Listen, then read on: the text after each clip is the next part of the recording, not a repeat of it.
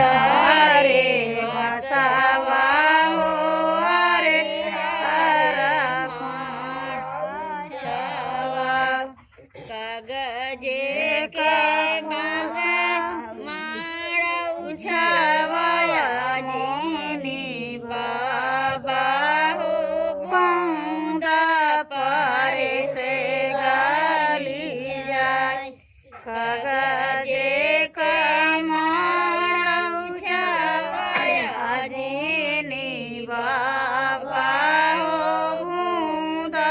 पारे से गाली लाई हरे हरे भेड़वाई हरे हरे बसवा हरे हरे माड़ऊ छावा तीने माँ का माड़ऊ छावाया जीनी बाबा हो घूंदा पारे से छानाई टीनवा के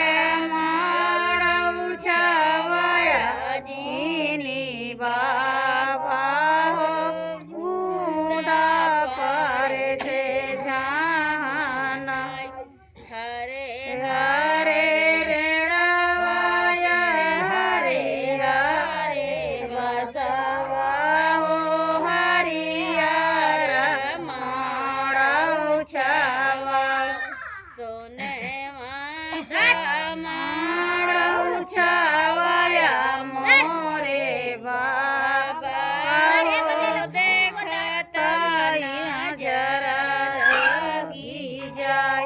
सोनावा